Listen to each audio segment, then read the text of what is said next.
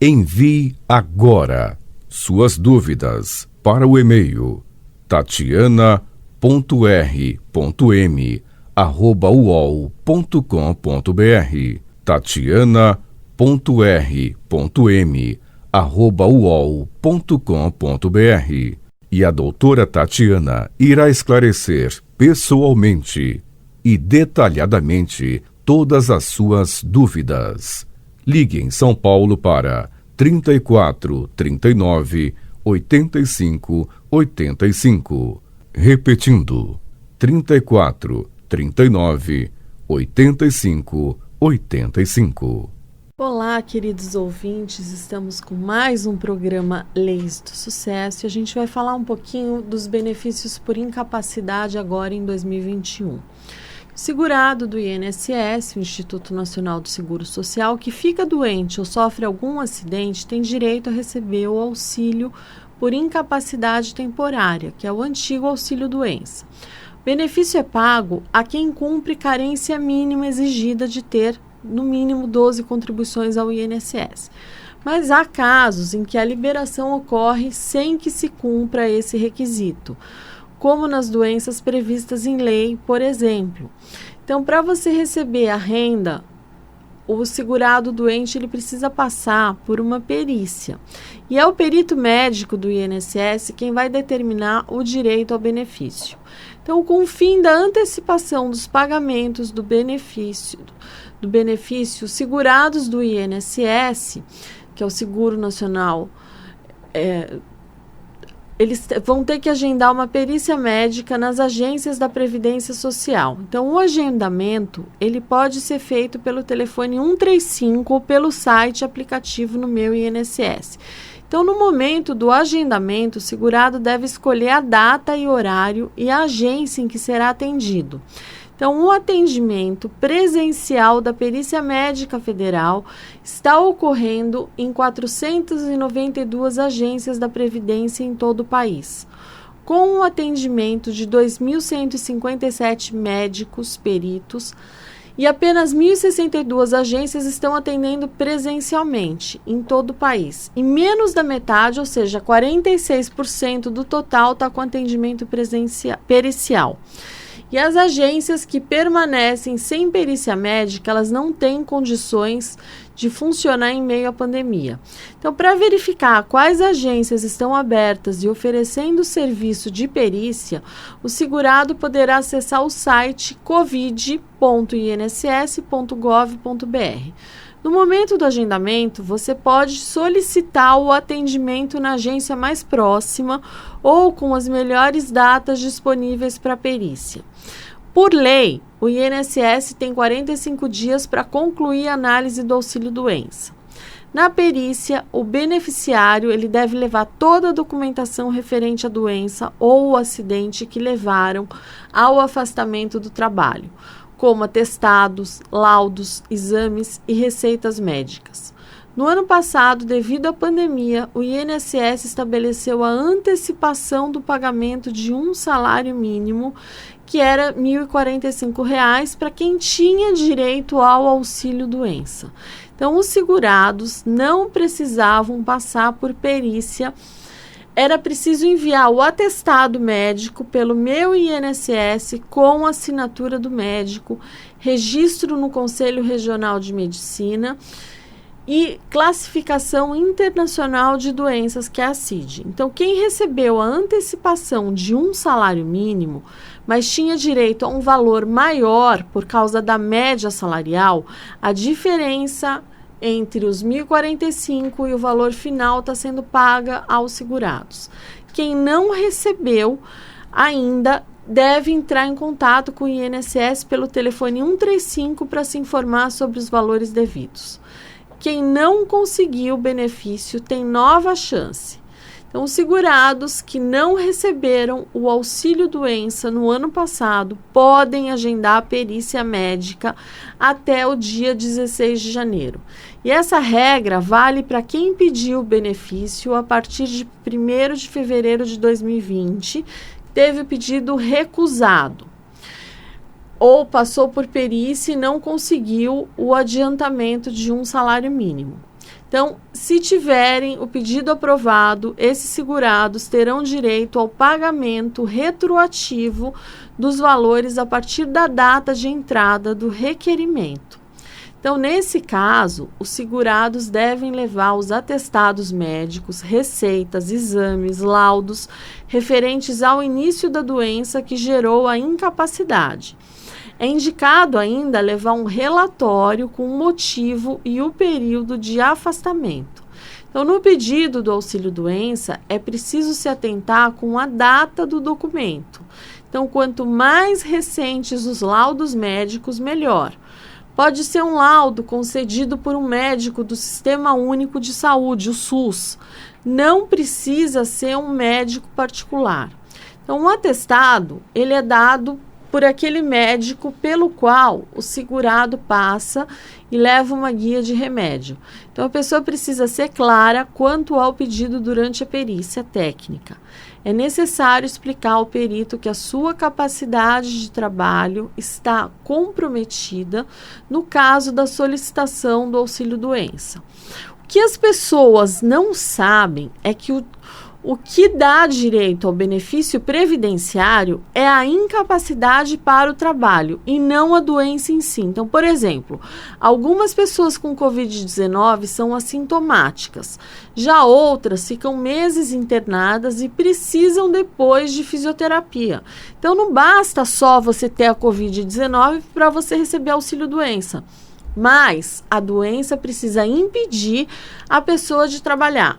Então, a doença é a mesma, mas afeta as pessoas de maneiras diferentes.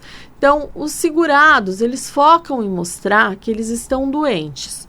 Outro exemplo é de uma pessoa que tem dor na coluna e trabalha de costureira. Então, esse é um exemplo, ela deve relatar a dor com a qual ela chega em casa todos os dias, como a doença a torna incapaz para o trabalho. Bom, tem casos que exigem agendamento da perícia. O segurado deve agendar uma perícia para ter direito ao auxílio-doença das seguintes formas. Telefone 135 de segunda a sábado, das 7 às 22. No site ou no aplicativo Meu INSS. Quem deixou de receber o benefício, mesmo não estando apto a trabalhar, pode agendar uma nova perícia.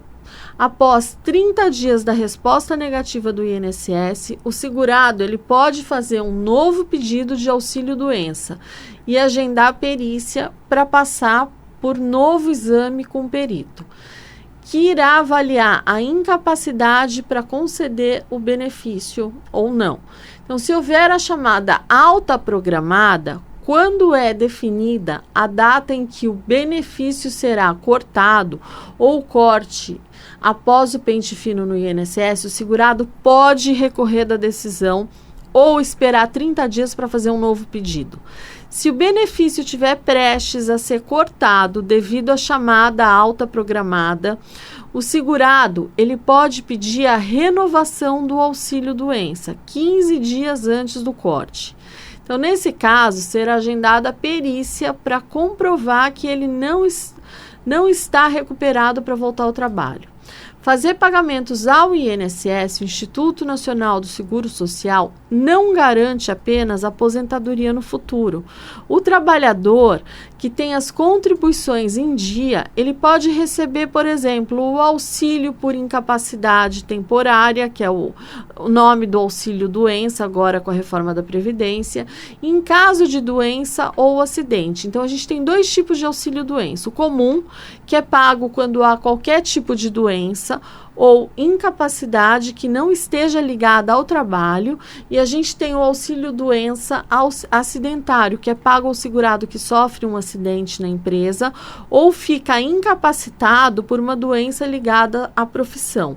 Então, se o auxílio for do tipo acidentário, não há período mínimo de contribuição ao INSS para você ter direito ao benefício. Então, isso significa dizer que um profissional recém-contratado que sofre um acidente de trabalho receberá a renda. Já o auxílio comum é devido apenas após o pagamento mínimo de 12 meses de contribuição para os novos segurados. no auxílio doença comum, há uma lista de doenças que permitem o pagamento do benefício sem que o segurado tenha cumprido a carência mínima de 12 meses. Então, os trabalhadores, eles têm direito de receber os valores do INSS durante o afastamento. Se o pagamento demorar a sair, eles também devem receber os atrasados. O prazo para pagar o retroativo começa a contar desde a data do início da incapacidade. Essa data ela é definida pelo médico perito no ato da perícia. A Covid-19 ela pode ser considerada uma doença ocupacional relacionada ao ambiente de trabalho e gerar benefícios do INSS, caso fique comprovado para a perícia médica que a contaminação ocorreu em consequência da atividade profissional. Então, incapacidades geradas por doenças e acidentes de trabalho, elas têm cálculo mais vantajoso para aposentadoria por invalidez. E em caso de morte do beneficiário, geram uma pensão a ser paga por período prolongado ou até vitalício. A Covid-19 ela pode ser caracterizada como ocupacional se a atividade profissional ela é executada em condições ou em ambiente que gere exposição ao novo coronavírus. Então, essa descrição ela pode ser aplicada, por exemplo, a enfermeiros e outros profissionais de saúde que estão atuando no tratamento de pacientes. Então, os ambientes de trabalho insalubres também podem dar direito à aposentadoria especial. Ainda é possível você equiparar a Covid-19 a acidente de trabalho, quando o contágio no ambiente de trabalho é acidental, mesmo que esteja indiretamente relacionado ao ambiente. Bom, segundo os parâmetros aceitos pela Previdência. Então, nessa hipótese, a caracterização ela pode abranger diversas categorias profissionais, mas também ela requer mais provas de que havia risco de contágio no local de trabalho.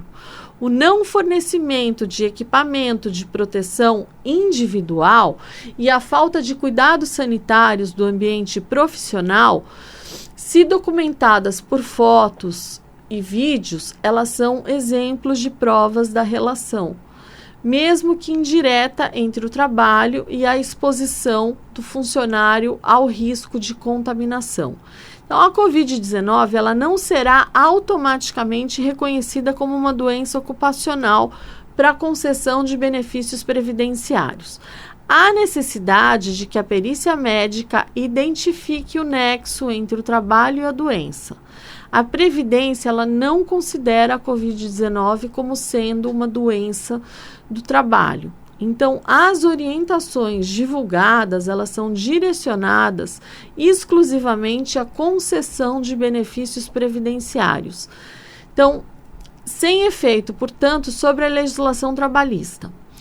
A reforma da Previdência, ela diferenciou, então, o cálculo da aposentadoria por invalidez previdenciária sem relação com o trabalho, do benefício relacionado a acidentes de trabalho ou de doença ocupacional. Então, para a incapacidade gerada por questões ocupacionais, o benefício é de 100% da média salarial do trabalhador. Mas se a invalidez ela não for relacionada ao trabalho, o benefício é de 60% da média salarial para quem contribuiu por 20 anos ou menos, acrescido de 2% para cada ano a mais de recolhimento. Em caso de morte ou a causa for uma doença ocupacional ou acidente de trabalho, a concessão da pensão do INSS aos dependentes ela poderá ser paga por um período maior. A morte sem relação com o trabalho, ela pode resultar em uma pensão que será paga por apenas 4 meses, caso o segurado tenha realizado menos de 18 contribuições ao INSS. Em caso de doença ocupacional, a pensão é paga aos dependentes por um período mínimo de 3 anos e que pode ser vitalícia a depender da idade do dependente. Então, a Covid-19, eu disse pode, ser considerado uma doença ocupacional para os efeitos de concessão de benefícios do INSS. Ao reconhecer isso, o governo também exigiu a comprovação de que a exposição ao novo coronavírus ocorreu na empresa ou até por culpa dela. Bom, o que é doença ocupacional? É aquela doença produzida ou desencadeada pelo exercício do trabalho. Então, a descrição da doença que gera o afastamento do emprego, ela deve estar no CAT, que é o Comunicado de Acidente de Trabalho.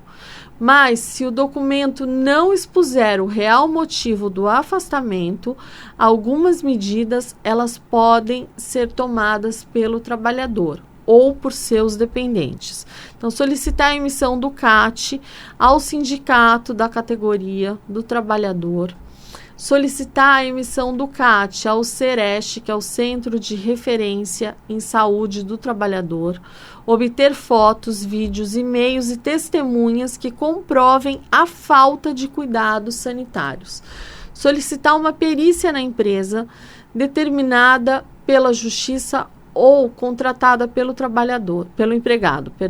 A Covid-19 dificilmente ela gera incapacidade para quem sobrevive a ela, ao menos pelo que se sabe da doença até aqui. Mas um paciente que passa semanas internado, ele pode ter sequelas geradas pela própria internação, como uma infecção hospitalar. Então, ao ficar permanentemente incapacitado para desempenhar a sua atividade profissional, o empregado ele tem direito à aposentadoria por invalidez. Caso o paciente não resista, seus dependentes podem ter direito à pensão por morte, paga pelo INSS. Então, nesses dois casos, podem existir desvantagens para os beneficiários se a relação entre a doença e o trabalho não for comprovada. Em se tratando de aposentadoria por invalidez, a reforma da Previdência ela diferenciou o cálculo dessa aposentadoria previdenciária sem relação com o trabalho do benefício relacionado a acidente do trabalho ou doença ocupacional. Então, para a incapacidade gerada por questões ocupacionais, o benefício é de 100% da média salarial do trabalhador. Se a invalidez não for relacionada ao trabalho, o benefício é de 60% da média. Então, isso é importante repetir, porque a pessoa precisa saber, tá? Porque, às vezes, a pessoa faz confusão na hora que ela vai pedir, ela fala, mas por que, Tatiana? Olha o valor, como ele veio, como tá baixo, é muito pouco. Enfim, isso pode acontecer sim, mas é devido a essa mudança que a gente teve na legislação, né? E também a gente tem que ficar atento, porque a gente tem a pensão, né? Que a pensão paga aos dependentes por um período mínimo de 3 anos e pode ser vitalícia dependendo da idade do benefício. Então, a partir de janeiro, as regras para recebimento da pensão por morte mudaram, conforme portaria publicada no dia 30/12/2019, o Diário Oficial da União estabeleceu novos prazos de recebimento do benefício por cônjuges ou companheiros. Então, para óbitos ocorridos a partir de janeiro de 2021, o tempo de recebimento será de acordo com as seguintes faixas etárias. Se tiver menos de 22 anos de idade, a pensão será paga por 3 anos.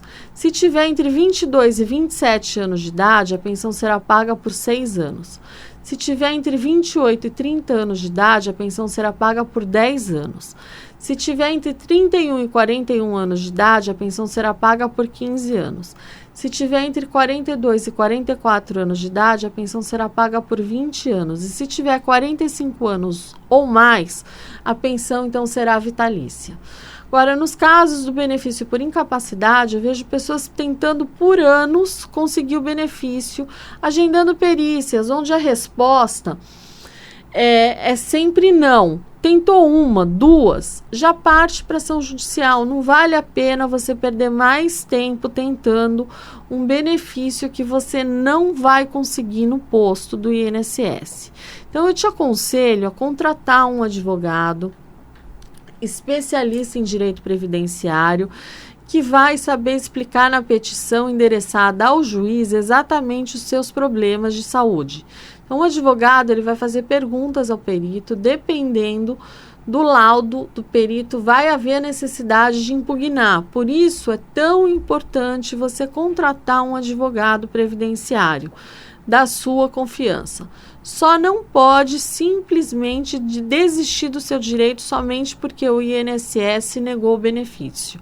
Então, quando entra com ação judicial, se você provar que estava doente e o INSS negou indevidamente o benefício, você poderá receber, inclusive, os atrasados desde a data que foi feito o pedido no posto.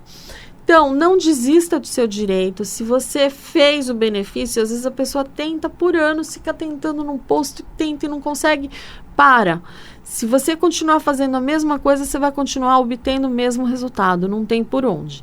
Então, você entra com uma ação judicial e você tenta reverter isso na justiça com um advogado, tá? Você escolhe um advogado da sua confiança, porque é diferente você entrar sozinho ou você entrar com o advogado. O advogado faz perguntas, o advogado impugna o laudo, o advogado, muitas vezes você deixa o perito sem ter, você coloca ele numa posição que ele acaba concedendo o que você quer. Então, você precisa saber o que você está fazendo. Não adianta você entrar na louca, porque você provavelmente vai obter um não.